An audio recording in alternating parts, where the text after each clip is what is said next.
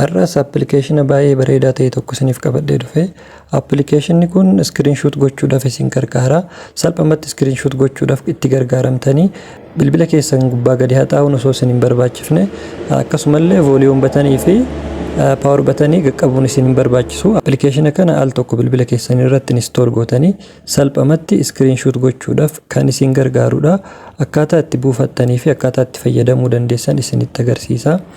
Nageenya sindagannee ashamaa harka fuunee jirtu kabajamtoota hordoftoota chaayinaal Abbush Mobile Apptu baga nagaan dhuftan isiniin jecha kallattimaan gara barnoota keenyaa sin dabarsa.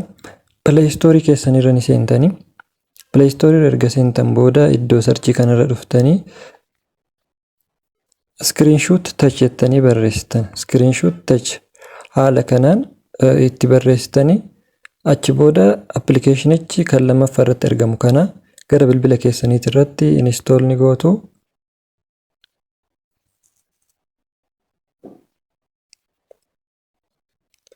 Appilikeeshina haaraa kanaan buufattanii erga xumurtan booda open gootanii gara keessaa ni seentu.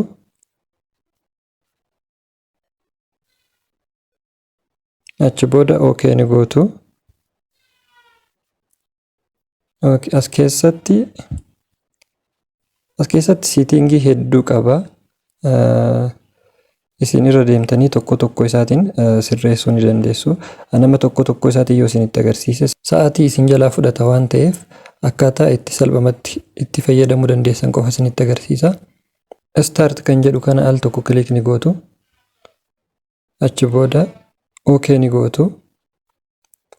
Achi booda allow screenshot kan jedhu kanallee allow ni gootu.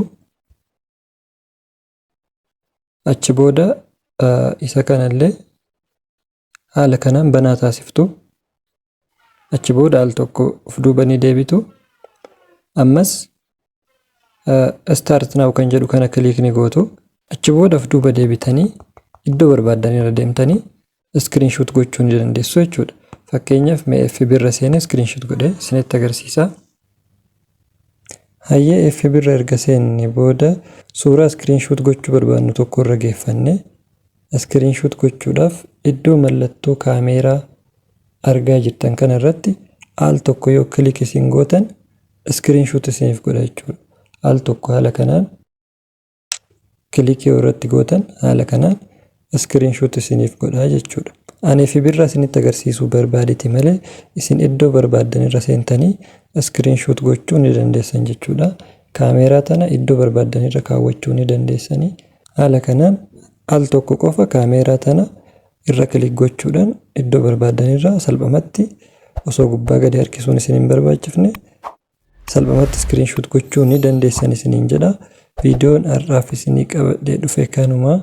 Hanga viidiyoo itti aanu walitti deebinutti nagaan tura. Turtii gaarii isiniif haa ta'u.